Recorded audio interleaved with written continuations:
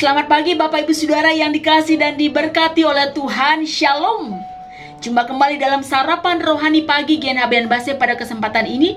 Kiranya saya menjumpai Bapak Ibu Saudara semua dalam keadaan sehat, penuh dengan sukacita dan tetap semangat. Sebelum kita bersama mendengarkan firman Tuhan, mari kita berdoa. Selamat pagi Bapa, selamat pagi ya Tuhan Yesus, selamat pagi ya Roh Kudus. Terpujilah namamu ya Allah Tritunggal. Kami sungguh mengucap syukur. Pagi ini kami boleh bangun dengan tubuh yang sehat. Kami diberikan kekuatan dan semangat yang baru. Semua oleh karena kasih dan anugerah Tuhan. Saat ini kami hendak mendengarkan kebenaran firman-Mu ya Tuhan. Bila kuasa Roh Kudus mengambil alih totalitas hidup kami. Supaya kami sungguh-sungguh tunduk kepada kebenaran firman-Mu. Sehingga sungguh kuasa firman Tuhan memulihkan, bahkan mengubahkan setiap kami. Berfirmanlah ya Tuhan, berbicaralah. Di dalam nama Tuhan Yesus Kristus, firman yang hidup kami berdoa. Amin. Bapak Ibu yang dikasihi dan diberkati oleh Tuhan, firman Tuhan hari ini, Senin 10 Juni 2024, terambil dari dua pembacaan. Yang pertama dari kitab Keluaran pasal 10 ayat yang ketiga, demikian bunyi firman Tuhan. Musa dan Harun pergi menghadap Firaun dan berkata kepadanya, beginilah firman Tuhan, biarkanlah umatku pergi supaya mereka beribadah kepadaku. Yang kedua, Galatia 5 ayat yang ke-1. Kristus telah memerdekakan kita, karena itu berdirilah teguh dan jangan mau lagi dikenakan kuk perhambaan. Demikian jauh pembacaan firman Tuhan. Yang berbahagia adalah setiap kita yang dengan sungguh membaca firman-Nya, terlebih yang melakukannya. Bapak Ibu yang diberkati oleh Tuhan, setiap kita pasti rindu selalu beribadah kepada Tuhan. Rindu menyembah dan memuliakan Tuhan. Secara kasat mata kita bisa menunjukkan ibadah kita terhadap sesama dan juga terhadap lingkungan, dan semua bisa dilihat Bapak Saudara, ya. Namun sesungguhnya, sudahkah kita beribadah yang benar di hadapan Tuhan? Harun dan juga Musa, ya, mereka menghadap Firaun supaya Firaun mengizinkan bangsa Israel keluar dari tanah Mesir. Supaya apa? Supaya bangsa pilihan, bangsa Israel itu beribadah kepada Tuhan. Ya, ibadah dalam perjanjian lama itu abad bekerja, abodah itu berbakti kepada Allah, melakukan perintah Allah. Kalau di dalam perjanjian baru itu latreia, itu pengabdian. Artinya bahwa ketika kita beribadah kepada Tuhan, maka di situ ada penyerahan diri yang sungguh-sungguh kepada Allah. Ya, di dalam bacaan yang kedua juga bahwa ketika kita sudah dimerdekakan di dalam Kristus, maka kita sungguh-sungguh juga berdiri teguh dan benar-benar menjadi hamba kebenaran. Dalam pembacaan yang pertama, saudara, kita melihat bagaimana Firaun mengeraskan hati. Ya, sudah 7 tulah. Allah sudah menjatuhkan 7 tulah atas bangsa Mesir, dan itu membuat bangsa Mesir sangat menderita. Tetapi kekerasan hati Firaun sungguh sangat keterlaluan. Padahal, ya, orang-orang pintar saat itu, orang-orang pandai di Mesir, bahkan juga dewa-dewi yang mereka sembah sudah tidak berdaya. Dan para pegawai Firaun sudah menyampaikan kepada Firaun, ya, biarkan saja bangsa itu pergi, biarkan saja mereka meninggalkan Mesir, ya, karena mereka tidak mau kena tulah lagi. Namun keangkuhan Firaun membuat ia tidak mau merendahkan diri dan tidak mau mengaku kalah. Ya, Firaun tidak mengakui kekalahannya. Sebenarnya dia sudah tidak berdaya, tetapi dia tidak mau mengakui ketidakberdayaannya. Nah, ini sudah, ya. Karena apa? Karena kesombongan hati, karena kekerasan hati Firaun saat itu. Sehingga apa yang terjadi? Kemudian Tuhan menjatuhkan, mengizinkan tulah yang ke-8, yaitu belalang. Belalang memakan habis pohon-pohon, padahal sudah selesai hujan es saat itu, ya. Akan tetapi Tuhan mengizinkan lagi Firaun untuk mengeraskan hatinya. Sehingga dengan ketika Firaun mengeraskan hati, maka tulah yang ke-9, yaitu gelap gulita selama 3 hari. Ini tanpa pemberitahuan, sungguh membuat Firaun terkejut, ya. Dan sepertinya Firaun ini tawar-menawar, ya. Biarkan anak-anak dan perempuan tetap hidup, ya. Seperti tawar-menawar, tetap ada di Mesir, seperti itu, ya. Firaun pura-pura berubah, tetapi dia dalam hatinya tidak mau melepaskan bangsa Israel keluar dari tanah Mesir. Jadi Bapak Saudara yang diberkati oleh Tuhan, kadangkala kita yang rajin membaca firman, mendengarkan firman, bahkan kita hafal segala firman, namun sungguhkah bahwa kita mau hidup ini diatur oleh Tuhan? Diatur, dipimpin, dikendalikan oleh Tuhan, atau masih diri saya yang memimpin? Sehingga kita mengeraskan hati, atau berpura-pura beribadah, berpura-pura mau menyesal, berpura-pura mau berubah, tetapi sesungguhnya hati kita masih keras. Seperti Bapak Saudara, batu gitu, ya. Keras, beton, baja, yang sulit sekali untuk diluluhkan, ya.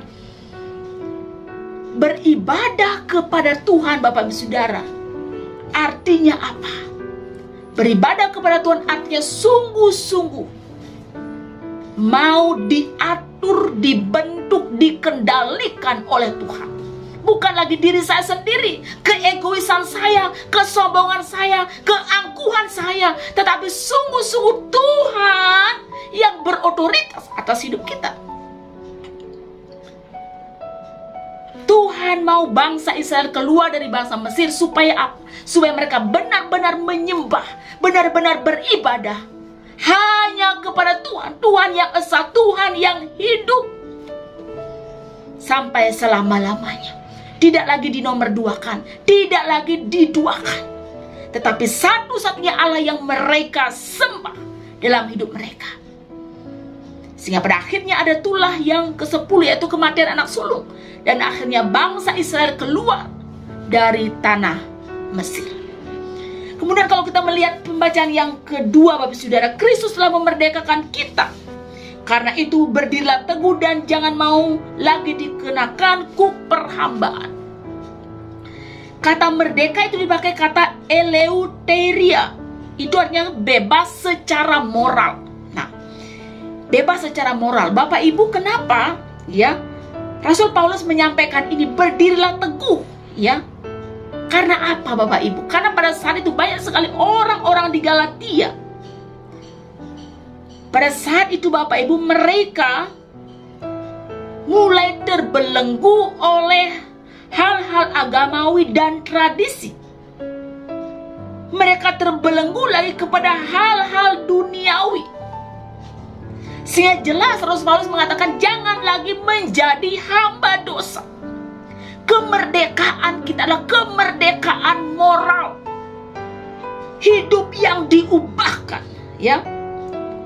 Memiliki kemerdekaan sejati artinya kemerdekaan sejati dalam Kristus, artinya totalitas hidup kita. Itu menuntut apa? Kekudusan hidup. Dan kita bertanggung jawab atas kemerdekaan yang Tuhan sudah berikan. Sehingga kita menjadi apa, saudara? Kita melakukan apa yang benar. Hidup takut akan Tuhan. Dan jangan pernah menyalahgunakan kemerdekaan yang sudah Tuhan berikan. Kita sudah dimerdekakan dari perhambaan dosa. Dari kegelapan kepada terang Tuhan yang ajaib. dari hukuman dosa, hukuman maut kepada apa? Kepada kehidupan yang kekal, kepastian keselamatan. Kita sudah dipindahkan, kita sudah ditebus, kita sudah diubahkan. Kita adalah pewaris kerajaan Allah. Kita orang-orang yang dimerdekakan. Oleh sebab itu jangan menyalahgunakan kemerdekaan, ya.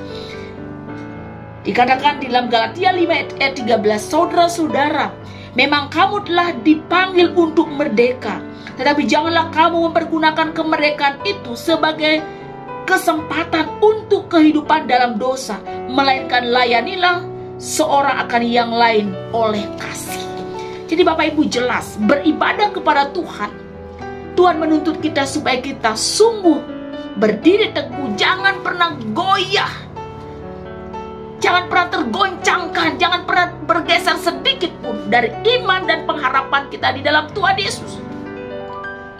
Dan kemudian ketika kita sudah dimerdekakan, saudara, mari kita sungguh-sungguh menjadi hamba kebenaran. Bukan lagi diperbudak oleh dosa, diperbudak oleh hal-hal duniawi, diperbudak oleh kedagingan, diperbudak oleh kejahatan dunia ini. Tetapi kita sungguh mau hanya beribadah kepada Allah. Bila firman Tuhan boleh menguatkan kita Bapak Ibu Saudara, kita benar-benar beribadah kepada Tuhan. Seperti introitus yang mengundang kita semua. Yesus Kristus berkata, marilah kepadaku semua yang letih lesu dan berbeban berat, aku akan memberi kelegaan kepadamu. Tuhan mengundang siapa saja yang tidak bisa melepaskan diri dari belenggu dosa, belenggu kejahatan dunia ini. Tuhan mau membebaskan, Tuhan mau melepaskan, Tuhan mau menyelamatkan. Seperti Tuhan membebaskan bangsa Israel supaya mereka beribadah kepada Allah, dimerdekakan di dalam Kristus. Supaya apa? Supaya umat atau orang percaya beribadah kepada Allah. Oleh sebab itu ketika kita diundang untuk beribadah kepada Allah, Tuhan mau apa?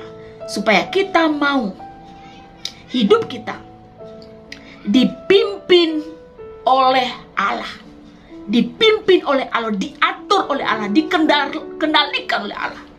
Kemudian yang kedua, berdiri teguh, jangan pernah tergoncangkan sedikit pun dari pengharapan kita, iman kita kepada Allah dalam Kristus. Kemudian kita harus menjadi hamba kebenaran, hamba kebenaran. Jangan pernah mempermainkan atau menyalahgunakan kemerdekaan yang Tuhan sudah berikan. Terpujilah nama Tuhan. Amin. Saya teduh untuk kita semua. Ya Tuhan, hamba-Mu yang terbatas ini berhenti berbicara. Bila kuasa firman Tuhan yang tak terbatas itu bekerja dalam hati dan nurani kami. Ya Tuhan, kami sungguh bersyukur karena Engkau menjadikan kami anak-anak Allah, sehingga kami dapat bersekutu, bergaul intim dan akrab dengan Tuhan Yesus tanpa penghalang perantara apapun. Sungguh kami adalah anak-anak-Mu yang dekat dengan Engkau Tuhan. Tuhan mau kami memiliki hidup yang beribadah kepada Tuhan, dituntun, dipimpin, dikendalikan oleh Tuhan. Kami berdiri teguh di dalam iman kepada Tuhan, dan kami pun menjadi hamba kebenaran di tengah dunia yang begitu banyak goncangan, godaan yang menerpa hidup kami. Bila hati kami, pikiran kami, tubuh jiwa roh kami mau terus persembahkan, beribadah totalitas sepenuhnya kepada Tuhan. Terima kasih buat kebenaran firman-Mu Tuhan. Roh Kudus kiranya menolong kami untuk kami dapat melakukannya. Ya Tuhan, berkati seluruh jemaat Tuhan Galang Ningyi yang Abian Base, dimanapun mereka berada ya Tuhan. Sekiranya ada yang sakit, Tuhan menyembuhkan mereka. Sekiranya ada yang sedih, Tuhan hiburkan mereka. Sekiranya ada yang beban berat, Tuhan berikan mereka kelegaan. Ya Tuhan, dalam pergumulan kehidupan suami istri, pergumulan rumah tangga, anak-anak tumbuh kembang, pergaulan, pendidikan, pekerjaan, masa depan, jodoh, keturunan, bergumul akan sakit, penyakit, perekonomian, keuangan, dan begitu banyak persoalan yang membelenggu kami Tuhan Yesus, yang terasa kami sudah mendapatkan jalan buntu, tidak ada jalan keluar. Ya Tuhan, kami percaya Engkau ada Allah yang Maha Kuasa, Engkau El Shaddai, Engkau Yehova Jireh yang menyediakan, dan kami percaya Tuhan, setiap kami mengalami lawatan Tuhan pada pagi hari ini. Kami percaya Tuhan, sekecil apapun yang terjadi dalam hidup kami, tidak ada di luar kendali Tuhan. Semuanya ada seizin Tuhan, supaya kami terus bergantung dan mengandalkan Tuhan dalam hidup kami. Dan kami percaya Tuhan, pengharapan kami di dalam Tuhan Yesus tidak pernah sia-sia. Terima kasih Tuhan. Berkati terus jemaat Tuhan Gelang yang Abian Base, Ibu Pendeta beserta dengan seluruh majelis jemaat, dengan segenap pergumulan dan juga dengan segenap program yang ada. Tuhan hadir sehingga GKPB Abian Base ini Tuhan menjadi berkat bagi masyarakat dan bagi Pulau Bali ini Tuhan. Kami terus juga berdoa untuk pemerintahan kami, bangsa Indonesia ini Tuhan. Kiranya Engkau yang memberkati pemerintahan kami dari pusat sampai kepada daerah-daerah. Tuhan, kiranya berkenan melawan Indonesia dari Sabang sampai Merauke dengan damai sejahtera yang daripadamu Tuhan. Terima kasih Tuhan, inilah doa syukur dan permohonan kami. Kami naikkan di dalam nama Tuhan Yesus Kristus. Dan biarlah kiranya Tuhan memberkati dan melindungi engkau. Tuhan menyinari engkau dengan wajahnya dan memberikan engkau kasih karunia. Tuhan menghadapkan wajahnya kepadamu dan memberikan engkau damai sejahtera sekarang ini sampai selama-lamanya. Amin. Bapak Ibu yang diberkati oleh Tuhan, demikianlah sarapan rohani pada pagi hari ini. Kiranya boleh menguatkan kita semua dan menjadi berkat bagi kita semua. Selamat beraktivitas, tetap semangat, selalu jaga kesehatan. Tuhan Yesus memberkati. Shalom.